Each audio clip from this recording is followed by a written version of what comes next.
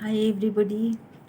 Again, my laptop is not yet ready, so I am again doing a mobile recording for you. And today is day 16, I think so. I have lost count of the days because I have reformulated the entire thing. So today I was thinking of giving you some idea about how I do my LinkedIn and how I do my Excel skilling that I teach you. You don't have to learn a lot about Excel beforehand. What I teach in Excel is not exactly about Excel spreadsheets, lot of spreadsheets and huge data or something like that. In development sector, you normally don't have that huge number of data. Of course, if you want to collect data, it will be say a few hundred at the most at one time. So if you accumulate over a period of time, then it grows to thousands maximum. so far so far my data hasn't gone to lakhs and crores like that. So few thousands, how do you analyze those data? Right now I'm doing an analysis of 16 like 30 two states that we have, 33 states and union territory that we have, 37 I think. In my list there are 37 things, and each state has at least 15 districts, besides Goa and Dadra and Nagar Haveli, Puducherry, all those places. So average it is 15. So 15 districts I analyze every quarter, you can see.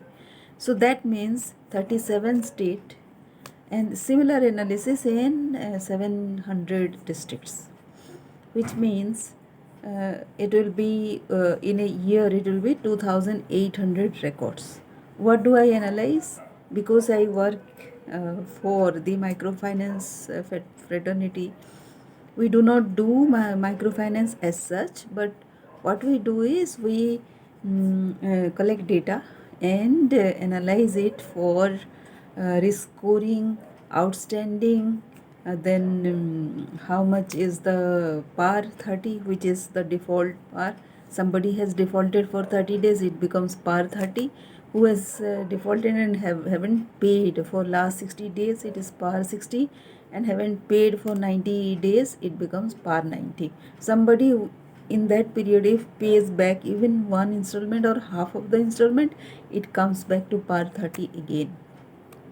So those kind of data, so how much is that? And we have calculated some few parameters along with which we kind of analyze the data. What is the financial health of those states and districts? So if we go to a state, go where? Of course to a district. In a district where, because districts are also very huge, so we go to particular block, or say yes, block most of the time. So when we go to a block, we have our microfinance operation out there. We go to their field, we interact with the field officers, and we try to know about what is the behavior of the clients. So there are 6 parameters that we uh, mm, capture data of, and we analyze that over a period of time. What I am trying to get is, what is the risk scoring? We create a compounding risk scoring of all these criteria and the final risk score. And then when we find out a risk score, and if it is very high, then which is the component which has contributed towards the uh, maximization of this risk score, and then what is the reason behind that. For example, suppose multiple lending is one parameter, which means the client has taken loan from multiple MFIs, uh, and it has become so huge that she is not able to repay back, so that results in indebtedness. And indebtedness is when the outstanding is say more than 1.25 lakhs. So, and multiple borrowing is more than 2 lenders and the outstanding is 0.6 lakhs. So these are the parameters that we analyze, and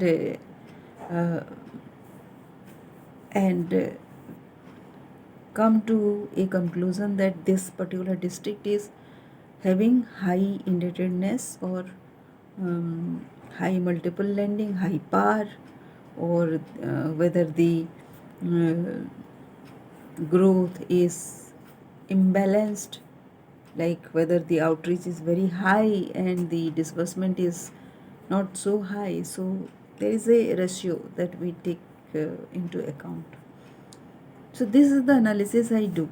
So it doesn't require very huge uh, amount of knowledge about Excel or say data management or anything. It's a bit of everything. Data management, of course, yes, because we need to keep those data in particular format, and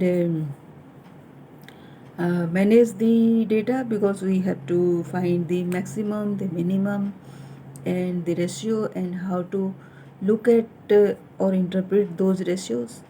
These are all that we need, and you know, huge reports can be generated out of this, and lot of socio-economic factors would be responsible for this kind of analysis. Huge multiple lending, why a person goes to take loans from many MFIs? Because it is easily available, and the more the money if she can get, the more she accumulates, but can she manage those amount of money is the question. Normally it requires a lot of financial literacy, financial knowledge to manage that kind of money. The requirement is there, and if the money is not managed properly, then the money is wasted, and the she is not able to repay, and it results in default, and it also affects the financial health of the microfinance organization. So this is the process for you. You need to track your performance. So that means every month what you do, have you achieved something, that one thing, what is the core of that particular month that you want to achieve, have you been able to achieve? And the reason can be many. So this is a performance tracker, right? So these are the two things, and of course your appraisal form. How would you go about with your appraisal form? These are the few things that you need to check, and this is all that you need to do. Similarly, in LinkedIn, what you need to do is post regularly. If you are able to see me posting every day, that is all I do, and I connect with people with that. I agree that I do not coach very directly. I kind of share my knowledge, whatever I have learned so far, every day, along with my post and with this life. So this is all that I am going to teach you. It depends on what is your problem all about. That's all.